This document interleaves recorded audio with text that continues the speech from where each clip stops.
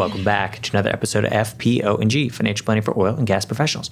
This week on the podcast, we're going to unpack UBS's Global Wealth Report. They have this big, meaty PDF about the nature of wealth around the globe. We're going to talk about some of our favorite charts. We're going to talk about some of the second-order effects, and then also, of course, what do we think it means for oil and gas professionals. Justin, before we get into it, surprise segment. Okay, question for you. You don't know what's coming. Here we go. Brownlee Wealth Management turns 6 this month. So I'm curious for you as I reflect on the last 6 years and think about, how much we've accomplished, how much better it's gone than we've expected.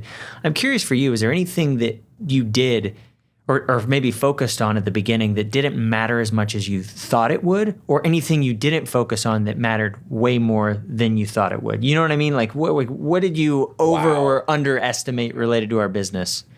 Jared, that's a tough question. If I go back 6 years ago to the beginning, I do remember being overwhelmed, just inundated. I'd put it this way. In my prior job, so I'm a director at a much, much larger investment firm. And when you're at a giant company, the infrastructure of your day at work, you don't really realize that there are 50 or 60 little things that they've taken care of, they've thought of. Someone has set up the phone, someone has set up the internet, someone set up the utilities, the 12 different softwares that you use. Someone vetted and compared all of those softwares to all of the competitors, and they integrated it into your system. And so I remember being consumed with, well, which softwares should we use? What should the kind of stack of different necessary service items look like? And I think that probably matters less than I thought it would, because in the first few months of setting things up, you're just consumed with that. And then, Jared, there are some things that you and I really thought pretty deeply with this business. And we were pretty bullish on the idea of having a significantly lower client per advisor count. And so it's pretty common if you have 5, 10 million or 100 million or 500,000 or any amount of money that you're handing to an investment firm, that's a big deal. And you're likely paying them a lot of money. And so the typical firm, and this is true of, I would say, over 95% of firms where money is held in America today, you're typically in a situation where you're one of hundreds of clients for your advisor. And so there's not a lot of proactive planning. You're not always calling the number and getting a human to answer the phone or respond to your email quickly. And those are things that you and I were very bullish on. We wanted to change that. We wanted to be significantly more proactive rather than reactive. And I think the other thing is just having a fee structure that makes sense. Vast majority of firms still charge 1% a year. You hand them $5 million, they're going to charge you maybe a little discount, but still $45,000 a year. And our premise was that we should have a fee structure that makes a lot more sense. It should be a fixed fee structure. And so I think we were bullish on those things, and we couldn't be bullish enough. Those mattered even more than we could have ever imagined, which has been fun. And I think that's a big reason for our growth. But I think that's my answer. That's a good question. Love it. Cliff notes, lean into your special sauce, whatever it is. Yes. Awesome. Well, for our small but mighty YouTube following, we're going to have pictures of all these charts in the video. So if you're not a YouTube watcher, it might be a good place to catch this episode. And of course, we'll link to it and, of course, include attachments of all the graphs we talk about. Justin, let's go to one of the more interesting charts in here. There's so many good ones. This one is on page 4, and it looks at average. So, and I would call this the post-COVID bump. It looks at, okay, what is the net change in wealth from 2020 to 2024? And it looks at average wealth, and it looks at median wealth. And a couple of interesting things here. U.S. wasn't even in the top 10. It was the 13th fastest grower for average wealth. And for median wealth, it was the best performer by a country mile. And I'm kind of surprised that we weren't in the top 10 for median, because it just kind of astounds me, American excellence. But I think this is a message of good news, right? I think if average were growing faster, that would mean the wealth is growing, but it's not really that means the rich are getting richer, right? The wealth isn't really being evenly distributed. So, the fact that the U.S. economy, and also these numbers are all net of inflation, but the fact that the United States grew wealth in excess of 40% net of inflation from the median, that's remarkable. That means these gains are being realized across a bunch of different income and net worth rungs. So that's bullish. I have a couple theories as to why that is, but what do you think we can attribute that to? I think first and foremost, like you said, Jared, this is a really big deal. What it means is that every segment of U.S. wealth is advancing. So it's not a situation where people with $5 billion now have $35 billion, and that accounts for all of the growth in American wealth. Incredible statistics, incredible amounts of people advancing into the millionaire category, advancing into the 5 to 10 million, the 20 million plus, and in the hundreds of millions and billions. So every facet, every level of American wealth is advancing and growing. And just as encouraging as each level growing, maybe more encouraging, the velocity of new money in America continues to be astounding. So the amount of people that are coming from nothing and reaching those levels it's very encouraging. And it really just reinforces, something that we've talked about before. America is the greatest place in the world to build wealth. And I've got a couple of other thoughts as to why this is, but Jared, I'd love to hear your thoughts. Yeah, I think a couple of theories as to why the U.S. has performed so much better. I think we have institutionalized equity ownership, right? There's a chart on page 41 that looks at the wealth allocation by country, and it looks at five different representative markets. Looks at United States, Switzerland, Singapore, UK, and Australia. And the percentage of equity ownership for us is the highest of any of those countries in that representative sample. It's 37%. And the next highest is 20%, right? Wow. We have institutionalized equity ownership. And the best way to one of the best ways to compound your wealth is to own assets and companies that grow future earnings, right? Exactly. It's really that simple. And with 401k plans and, different retirement plans and, the rise of digital brokerage, like it's easier than ever to own equities, and we just have a culture of ownership. I also think, right, like equity returns matter, right? The U.S. has trounced other countries in terms of the performance of their equity markets over the last 5 years, over, an emerging markets, a developed markets equivalent, right? The U.S. market we have higher participation in the stock market, and we've had a really good run in the stock market the past 4 years. That's right. Jared, we've said this idea before, and I feel like every time I talk about it, I have to give a disclaimer that this sounds like the stupidest, most ignorant, just elementary level idea. And it's so simple that it really does almost sound stupid. Your investment convictions, your investment philosophy better include as a foundational point the idea that asset prices are probably going up over time. So if one of your foundational convictions as an investor is that asset prices are probably going up, that sounds very simple, but it helps avoid pitfalls. Jared, how often have you heard people say, well, I'm waiting for a pullback, or the idea what goes up must come down? No, that's not true at all. Over the long haul and over any amount of time, asset prices typically go up. So your investment philosophy better start with the idea that I need to be an owner of assets. If you are banking on there being a bubble, if you are banking on there being a pullback, well, at some point in time, that's going to be right, sure. But your ability to take advantage of that is extremely limited, especially if we're talking about an incredibly efficient market that is public equities. And frankly, other markets are also becoming quite efficient as well. So really, whatever the asset is, your investment philosophy needs to really have this thought that I should be an owner. I should be an owner at all times, and I should not be trying to get in and out at the right time. By and large, that needs to be a foundational principle that you adhere to. Yeah, but this has me encouraged, right? If you look at this chart, most countries had a growth in average and median, right? But the gains wasn't evenly distributed, right? But most countries' wealth is growing. And in America, the median is growing, which makes me super bullish.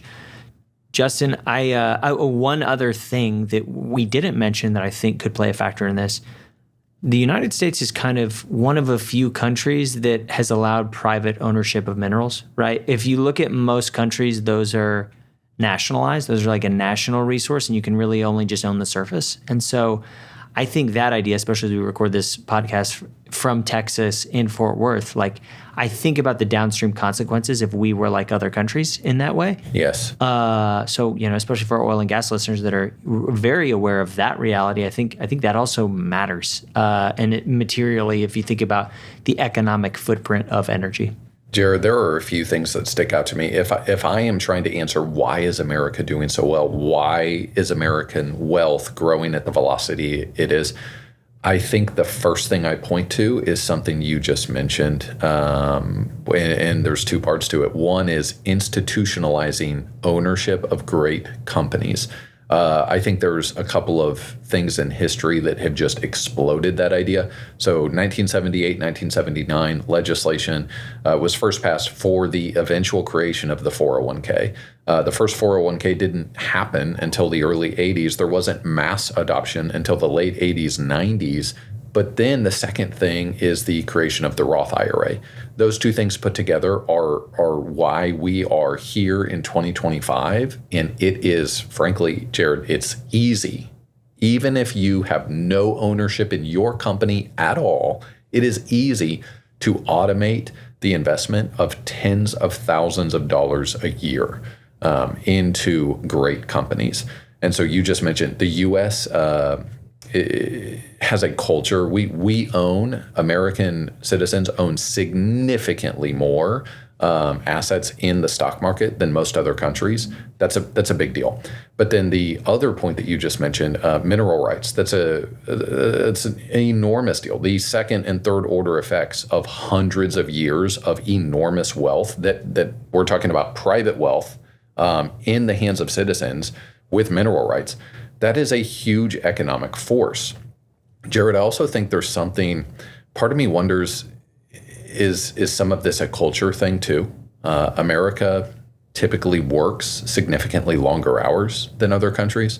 I was pretty blown away about 6 months or a year ago. Scott Galloway was giving data on just income demographics across the U.S. And he pointed out that Mississippi has one of the lowest incomes in the entire U.S., but he then pointed out that if Mississippi was able to kind of relocate, or if this was like a college football conference realignment, if Mississippi realigned to Europe, they would have one of the highest incomes in all of Europe. And so that's a pretty big deal.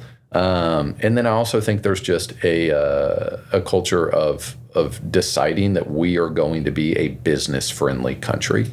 And regulations that support that. And obviously, we hope that continues in the coming decades. The Amalfi Coast, the Gulf Coast, either way, economically similar. That's right. Wow. Think about that.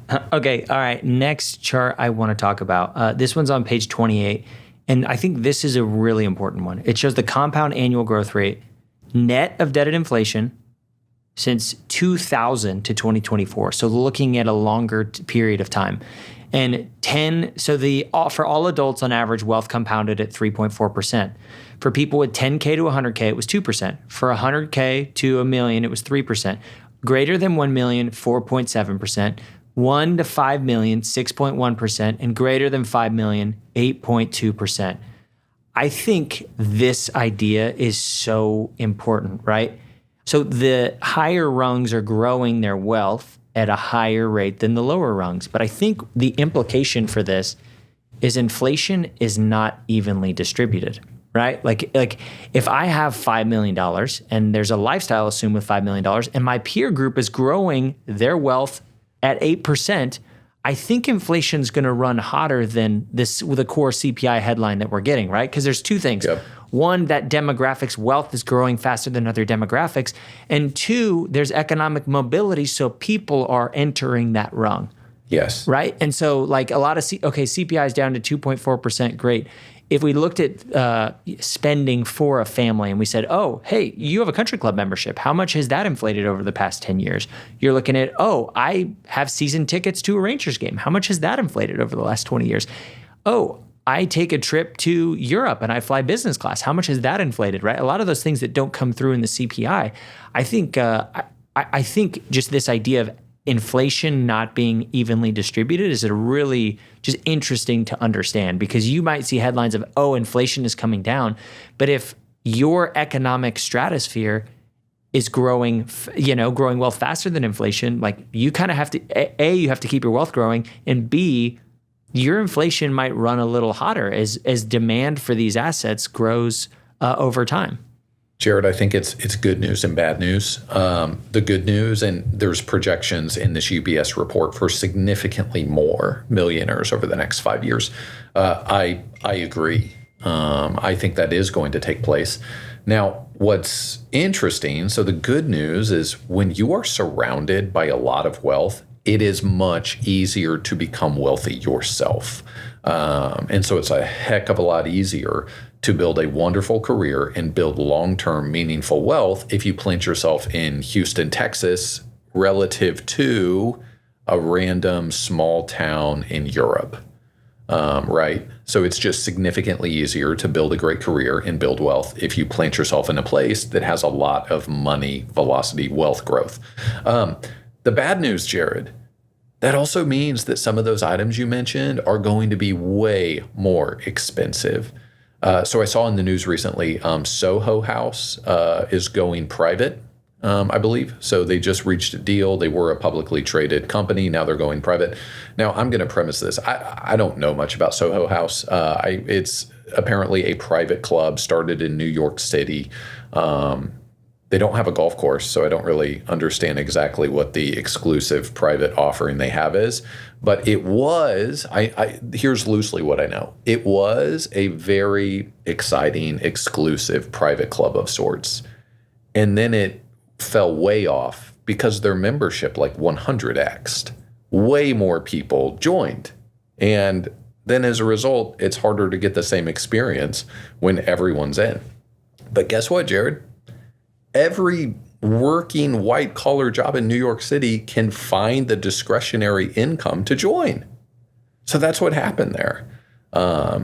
It's like, well, if everyone got a significant raise, some of those lifestyle things you're excited about, like business class to Europe, the price of all of those is going up because everyone can afford them now. Yeah. And I think that just like, again, it's not a scarcity mentality where like, oh, they're like, it's not this finite thing. I think everybody wins. Like you said, a rising tide lifts all boats. But it is this idea that, I think inflation is going to run hotter in different segments of the market. And I think like the idea of a K-shaped recovery. So there's the initial decline, and then some things come back well and other things don't come back well. I think like that will also become a reality, right? Like one of the awesome things about having so many wealthy people, there's a baseline amount of spending in the economy. It will continue to chug along, right? If the stock market's down 20% and you have $8 million instead of $10 million, how much is your discretionary expenses day to day actually changing? Probably not much. Probably not much. And larger spenders and higher net worth people are a big part of the economic engine. So I think it makes us more resilient. And so it's not all bad news. I do think it's just fascinating and something to be aware of. Jared, you wrote in your notes, housing means very different things to people in different wealth rungs. We've talked about this idea before. If you were able to already kind of lock up your long-term house with 2019 prices and 2021 interest rates, that is a superpower. And purchasing that same house today, if you are, let's say you're 28, and so you kind of miss that boat, well, that's a lot harder. And so there's good news and bad news about how much wealth has grown. Yeah. Let's talk about Emillies, or I don't know how that's EMILLI is how they refer to them in this document. But on page 37, they're looking at everyday millionaires, or what we would like to call more aptly millionaires next door. So people with 1 to 5 million in assets denominated in US dollars. That number has quadrupled since the year 2000. And like, that's not that long. That's like a quarter, like it's less than a quarter century, and that number has quadrupled. Justin, what do you think of the takeaways from, like, that's just a mind-blowing statistic. But like, is that a good thing? Is that a bad thing? What do you think it means for our listeners? Okay, Jared, first thing is I don't think we need to create a term for everything. A milli is a comically bad term. Just say everyday millionaire. Yeah. And so I don't think we need to conjure up terms for everything. Now, first, this is an incredibly good thing. So the amount of everyday millionaires has just increased to an unbelievable degree. Jared, I'm going to take it a step further. We've talked about this in our office a lot over the past 2 years. I don't think anyone has complete data on this. Yeah. I think the number of everyday millionaires has done significantly better than quadrupled since the year 2000. There is no way that there is an institution that has strong enough data to fully, completely aggregate, okay, this family has 401ks at these 2 different institutions, brokerage accounts at these 3 different institutions, but then they're also married. So their spouse has these assets. Jared, just think about private businesses, think about small businesses. There is no possible way to accurately gauge how much are these millions of small businesses worth. And so I firmly believe the end result of this is reports just like this one. This is a great report, and I'm glad we're doing a podcast on it. Jared, I firmly believe this wildly underestimates the amount of wealth and wealth growth in America. Yeah, I totally agree. But man, I think this is a good thing. I'll link to this in show notes, but like there, not too long ago, the narrative was there is a looming retirement crisis. Longevity is increasing. People are retiring at a really fast clip. Like, oh no, what's going to happen? All of our systems are going to break. Yep. And like, there's this Barron's article that says how to fix the global retirement crisis. And it's like, that was as early as 2019. And it's like, this is the best way to counteract that. People having the financial wherewithal to provide for themselves well into old age. That's right. Right. And so like, I think like that helps with that. Again, we're talking about, America and like some higher net worth demographic people and a small percentage of the population, but a meaningful percentage of the population. So I think this is just like in general, like a really, really good thing. And it helps with what we're talking about related to the global retirement crisis. And I mean, it's important to mention in 2019, nobody was thinking about AI, right? The productivity gains that could be harvested from technology. We're kind of getting a second wave of that. So, I mean, all of those things are bullish, but that number quadrupling in the last 20 years is an insane number to me. And I think that can't help but leave you encouraged. I think so much of the news can make you feel pessimistic, like the world is going to crap. Things are, this generation has the worst of any generation. In some ways, yes, but also in some ways, it's never been a better time to try to make a name for yourself and build financial independence. That's right. Jared, we've also seen in the past 2 years, well, go back to your question at the beginning of this podcast. So we started the firm 6 years ago.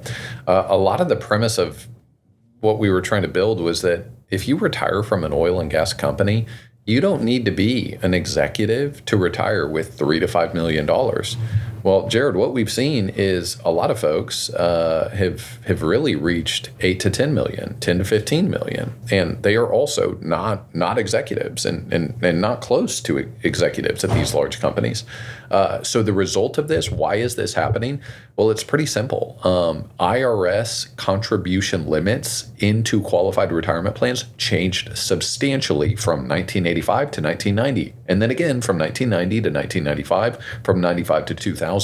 And so every year that passes, Jared, we are seeing the fruit, the result of, well, what does a 60-year-old now today have, given the fact that they were contributing 4 times the amount in their first 5 years as someone who retired 10 years ago. And so it's an encouraging picture. Yeah. Final chart I want to show, page 21, shows the number of millionaires in United States. They're at the top. 23.8 million millionaires. Is higher than the next 9 countries combined. And Justin, we've already talked about some of the reasons that is, and kind of why we're bullish and the idea of don't bet against America. But it does have me thinking about, kind of one of the second order effects of this. I think there's an arbitrage to making your money in America and spending it elsewhere. Or thinking about where do I go where there's less density, right? Like a great example of this, there's an article we'll link to, and it compares taking your family of 4 to ski in Europe versus America. And they're actually making an economic case that it could be cheaper to do that, right? Like the Dolomites, which are just a breathtaking mountain range in Italy. You know, for 7-day lift ticket, it's $573, $1,200 at Aspen. Private ski lessons, $464 in the Dolomites versus over $1,000 in Aspen, right? Like there's this interesting idea to be had of like, hey, if, you know, and also if you think about that number of millionaires, there's places where it's concentrated. So if you think about the idea of kind of what we were talking about, of inflation not being evenly distributed, it's not evenly distributed against income rungs, but also it's not, or wealth rungs, it's also not evenly distributed geographically. Right, the higher density, you know, if you're one of my brother lives in a town called Louisville, Mississippi, and there are, I think, 6,000 people in there. I don't know the number of millionaires, but if I made $1 million a year and I lived there versus Fort Worth, I could have a drastically different lifestyle because, you know, the millionaire density is way lower, right? So I do think it's this kind of interesting idea of like, you know, thinking about, hey, where do you want to be and what's really important to you? And is there any kind of value arbitrage that can be had by going to a Wichita, a St. Louis, a smaller town in Mississippi? Again, don't upend your life for it, but it is kind of an interesting thought exercise of, hey, if you're very cost conscious, how do you increase the value of your wealth? Jared, I have seen people say this each of the past 5 years with ski season, but the data you've compiled here is so interesting. I mean, a ski trip in the Dolomites is about a third as expensive as Aspen. Now, does the beer flow like wine in the Dolomites? I don't know. What is that beer flowing like wine worth? Maybe that's the premium you're paying in Aspen. And again, it's more disruptive. And again, once you adjust for flights, it's closer. But still, the fact that it's even an equation says a lot, right? Yeah, that's amazing. But it gets back to the idea: the number of millionaires in Italy is a percentage of the population substantially lower in America. So it's kind of what they can get away with. So Justin, I think a good place to wrap up is, man, I think. No one knows anything, right? Like in summary, like we're going into uncharted territory. We've never seen these level of wealth before, and we didn't even talk about wealth transfer, right? Like, but I think that Can I say one thing about wealth transfer before we wrap up? Yeah. I'm going to try to keep this to 30 seconds. So we will share some of this data again. So take a look at the show notes. Jared, some of the data on people's feelings about inheriting wealth are shocking. So 80% of their research did not know the extent of the wealth that they would inherit. And then 1/3 really claimed to be totally lost. They had no idea. They knew they were inheriting some significant wealth, but they had no idea where accounts are located, a basic overview of what they were getting. They had no idea how to get it. So I do think that is a common theme. If you have significant wealth that you're going to pass down to children, or if you are the child and you know you're going to inherit something, a very common theme is we don't know what's going on or how this is going to take place. So interesting. There's a huge wealth transfer that's already started and is going to continue. A lot of uncertain, a lot of just lack of confidence for both parties. Yeah, but I mean, it's kind of like investing in the market at all-time highs. The market generally makes all-time highs, right? Like if you were to look at this data in 2000, you'd be like, wow, this amount of wealth is unprecedented, right? So getting pessimistic isn't really a good call to action there. It's like continuing to own assets, right? Is just a great strategy. I think it's also interesting. There's not one mention of crypto in this whole thing, right? Wow. So I think there's something to be said about the wealth building recipe is own securities, own businesses, right? It's not really own real estate. It's not even own crypto. It's simple, right? And I think the other final takeaway is think about, value arbitrage and what's important to you and your family and where can you get good mileage out of your money. Justin, anything else you'd add before we wrap up? I feel personally attacked for how much money I spent in California. I think that's probably a bad place to get that arbitrage, but it was so much fun. But that's the thing, right? Like knowledge is power and it's, choose your own adventure. Right. Right. And for you as a family is like, okay, is skiing important? Is California important? Justin and I at some point will need to debate the merits of California versus, Europe because he seems to think he has no need to go to Europe. I'm pretty bullish on California. So yeah, someone talked me out of it. Awesome. Well, that's a good spot to wrap it up. Of course, go to our website and you can look at show notes, all the charts we discussed.